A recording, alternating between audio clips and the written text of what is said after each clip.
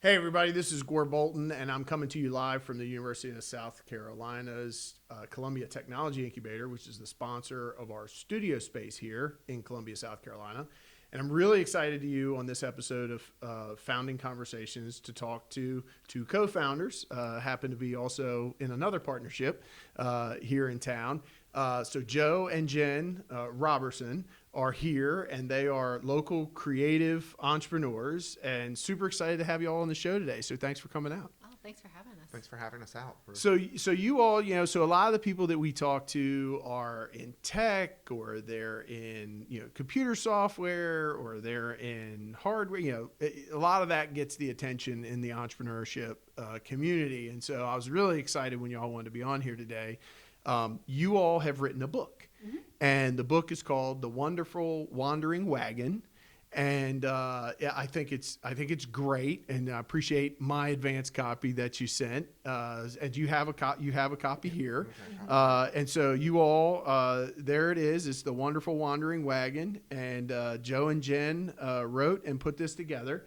And I wanted to have them on the show today to kind of talk to you all, because no matter what type of business you're in, the creative things you have to put together, lots of people have to put together ebooks, they have to put together, brochures and pamphlets and creatives. And one of the things I see as a real opportunity is creative entrepreneurs working with tech entrepreneurs. And so I really wanted to have you all on the show. So great to have you all here. Yeah, absolutely. And so, so Joe and Jen, talk to us a little about kind of your past in the community, and really kind of what were you all doing prior to writing this book? Wow. So prior to writing the book, I was in tech, but big tech. I was at Charter Communications, whose Spectrum is the local name of it, in tech support, and then in sales. And then we left there and launched really full hard a photography studio that Jen was the photographer for. Then as that was going, I started to write as things were just coming out and working through the decade in the call center and how things worked. And so that's what we were doing before writing, was kind of tech and then support of tech in the photography. And then we got into the writing, and specifically this book, with the idea of teaching our kids some entrepreneurial habits and ideas, because we just didn't have that growing up. Yeah, and I've had the pleasure of meeting your kids. So Jen, so you all have how many kids? We have 6. Right, 6 kids, and God bless you. And very well-behaved kids, by the way. I've met them. So talk to us about your photography business. How'd you get into that? And then, kind of how did that morph into this kind of now merger of what you're doing now? Well, it's real interesting. I am definitely a creative person. I minored in art when I was in college, and so I had basically, while he was in the call center, I was spending my time learning marketing, learning creativity, learning photography, and developing that skill set. We've done probably 20 business ventures over the course of our marriage. Right. From, So from coffee roasting yes, to this is a building serial bunk partnership. beds. Yeah, It and most is. of them have failed. And so Normal. yeah. That's normal too. And so what we really found is that as we stepped into entrepreneurship, that's what we wanted for our kids. And we wanted them to see what it's like, and we wanted that heritage of a family business that is passed down. And so, well, what's really fascinating about that for me, right, when I hear that story, it's fascinating because we hear about the other end of the spectrum, right? We hear about family businesses, we hear about family offices, we hear about all these kind of wild family businesses or success stories. There's TV shows about lots of them, all that kind of stuff, movies.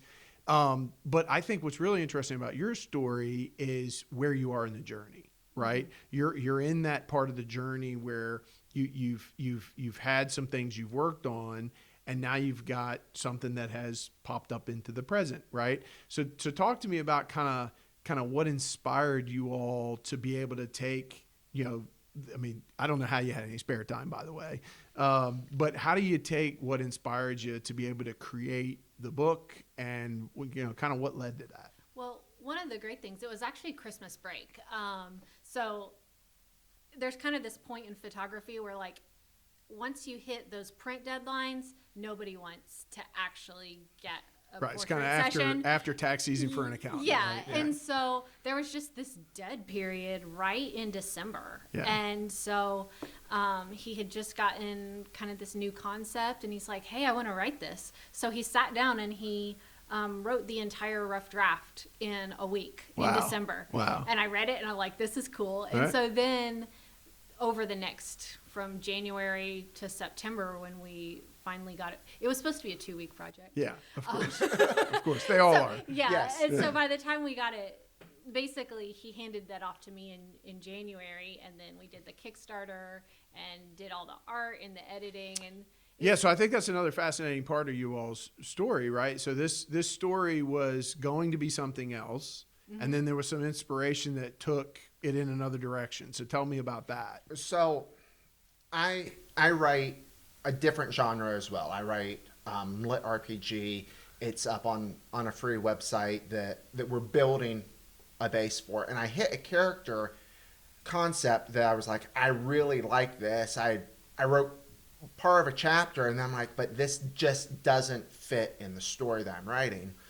And Jen has a Facebook group of, at the time, 10,000 homeschooling moms. Oh, okay. And so I was talking to her about this idea that I had of a wagon that could magically move around, taking its business as it went, and how that would work.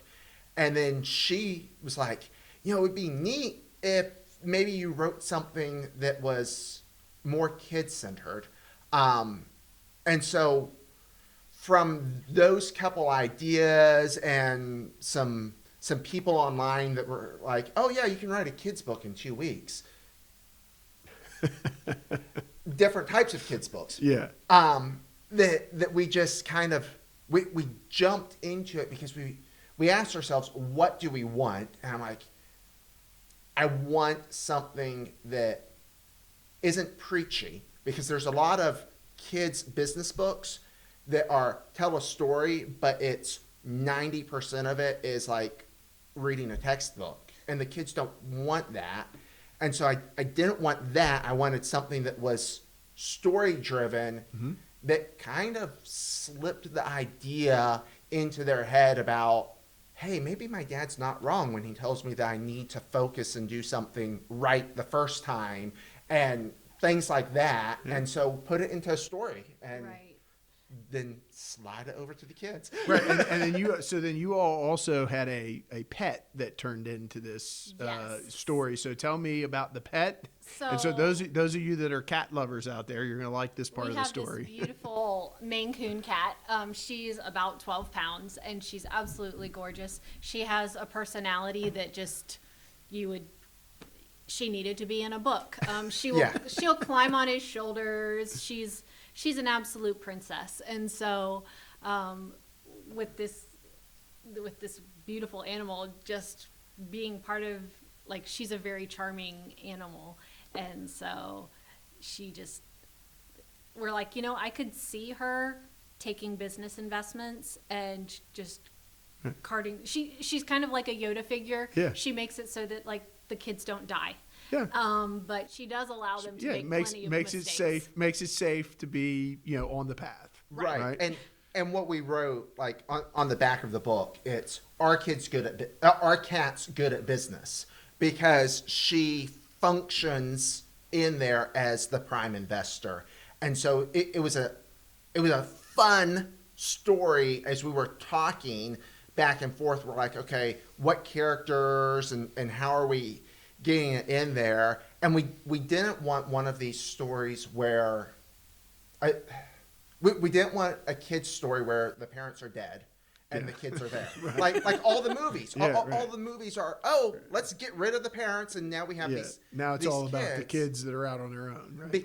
Because we wanted the legacy of the parents to pass to the kids. Sure. We still have the kids by themselves, but they're with this cat that was also with the dad and also with the grandpa doing this thing. Sure, it's kind of almost a little bit of symbology of kind of the extended family, right? I mean, so in entrepreneurship, and especially in tech entrepreneurship, we would call that cat a advisor, a mentor, or a coach, right? I mean, somebody along those lines. So that's really pretty interesting. So you mentioned your Kickstarter campaign, I think it was, that you did. Talk to us. A lot of people, a lot of people maybe kick the tires about stuff like that instead of actually doing it. You actually did it.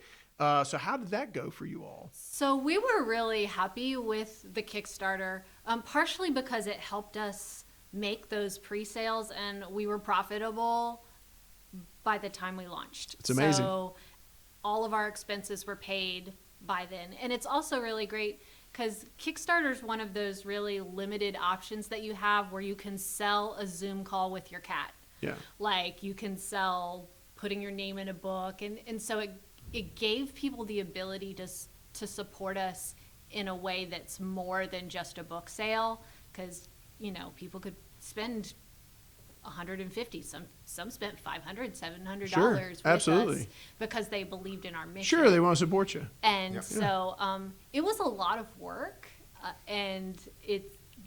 but it caused us to have to clarify our message. Oh yeah. Like get our sales page together, and because if you can't sell something that doesn't exist, then and sell people on the concept of it, do you really have a product with a market fit? Yeah, so I love that aspect, right? It's like that old "sell me a pen," right? "Sell me this pen," sales training, and I think that's one of the things I appreciate about you all's story, because I think a lot of creatives that would call themselves kind of more in the creative economy, they forget that the golden rule of being able to do it again is selling today, right? Mm-hmm. And so I think sales solves all is an old adage. But so tell us what you hope to do in the future, and tell us what that looks like for you all now. What's next for you all with this journey? So just 2 days ago, I finished the rough draft on book 2. Oh, sequel.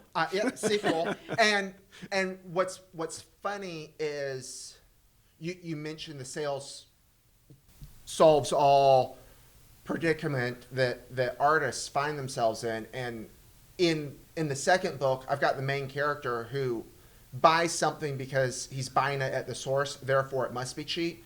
And then he can't sell it because he has no market for it. And that's one of the great things about Kickstarter. Going back to that is it's that great thing about Kickstarter. We had a small market at least. We were able to sell a little bit, so you're able to send up a test bubble. Hey, is this going to work? If it completely flopped, then we would have been like, maybe we don't complete.